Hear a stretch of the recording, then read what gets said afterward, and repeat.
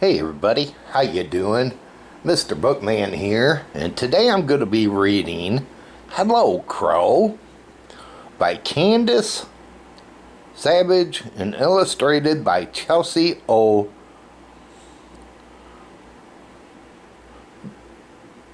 Brain. Please enjoy. Hello, Crow. Fanny was a dreamer. That's what her dad said. A dreamer didn't think about what she was doing and left things in a mess. If only you would learn to pay attention, he said. What am I going to do with you, my Fanny Featherhead? But Fanny was paying attention. She was watching the shadows of the trees outside the window, dancing around the room. She was listening to the cries of the birds in the branches, calling her to come outside into the big, wild world.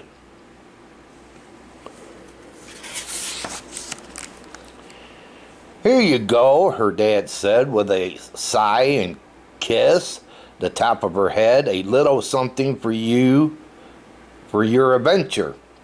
Fanny skipped down the steps and into the bright morning air.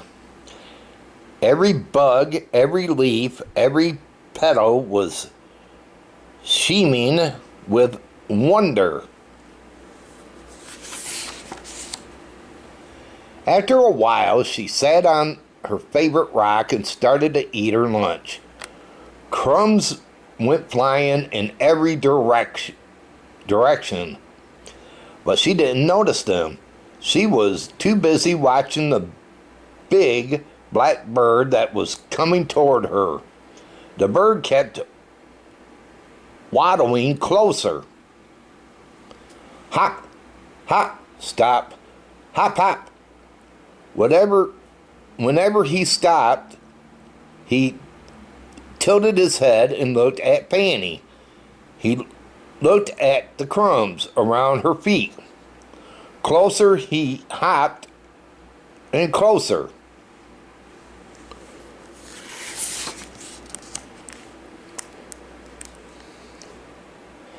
Fanny sat completely still. She hardly dared to breathe.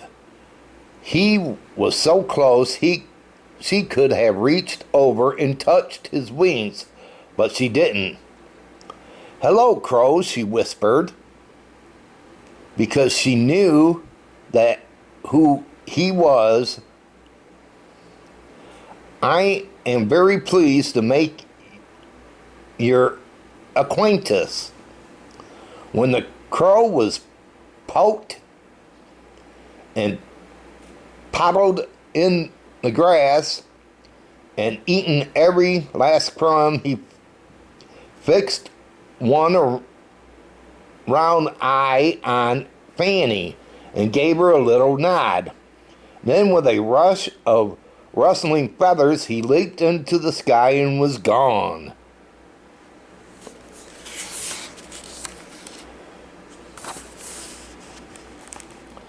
He's beautiful and shiny, she told her dad that evening, and he's my friend, and he likes sandwiches, same as me, and you should come meet him.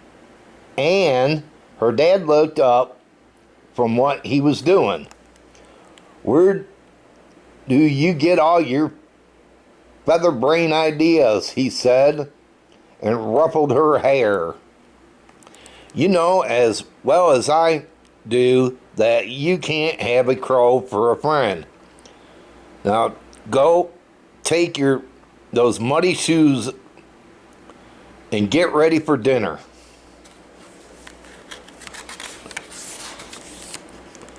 The next morning, Fanny had a problem. She was going to need 2 sandwiches, one for herself and one for the crow. But she knew without even asking that her dad would say no. I'll make my own lunch this morning. She called to him, and don't worry, I won't make a mess. Fanny was dressed and ready to go by the time her dad got up. Fanny thought of a dozen different ways to pass the time when she waited, but there was no sign of her friend. After a while, she sat on the rock and ate her lunch alone.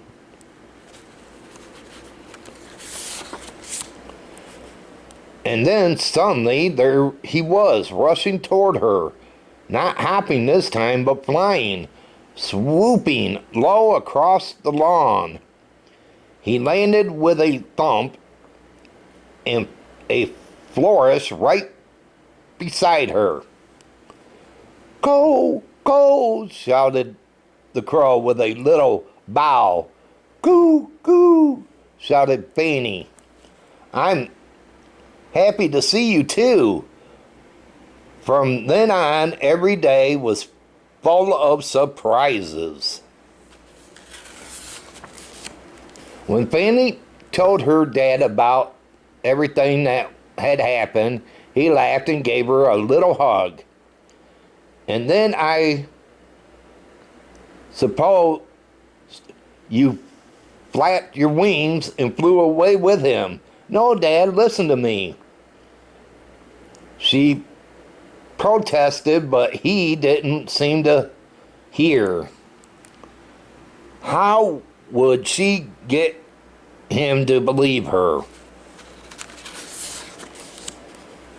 And then the crow did something so wonderful that even Fanny could hardly believe it was true. He brought her a gift. He left it on top of her favorite rock where she was sure to find it.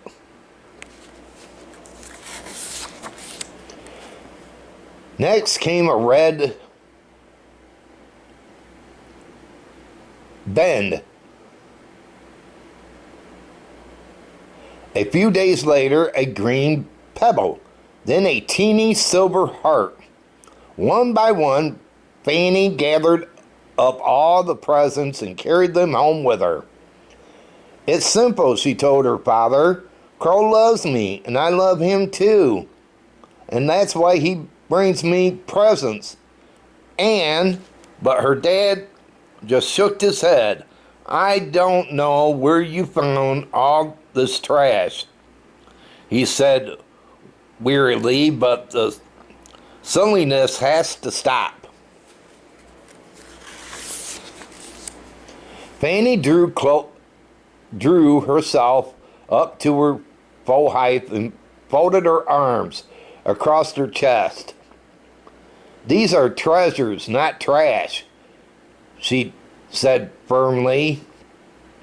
You need to come with me. I'm going to prove to you that my new friend is real. So Fanny took her dad by the hand and half led and half dragged him to her favorite rock. Come on, Crow, she thought to herself. This is important. They waited and waited and waited. That's it, said her dad. At least, come on, time to go. I know you want to believe. But before he could say another word, a glossy black bird came swooping down out of nowhere and landed plop on Fanny's head. Hello, Crow, said Fanny. My word, her father said. From that moment on, Fanny's dad did his best to pay attention to what she said. And Fanny, I am sorry that I called you a featherhead.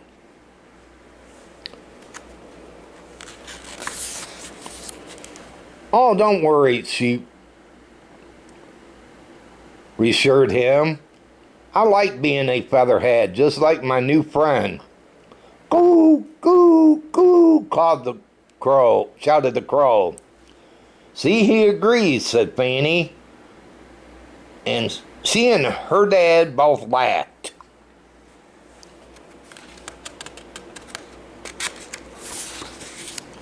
Oh, wasn't that a cute story? That little girl made a friend from a bird. How many of you have done that, made a friend from a bird, and tried to tell your parents and they didn't believe you? Let me know in the comment box. Well, everyone, I want to say thank you for watching and enjoying.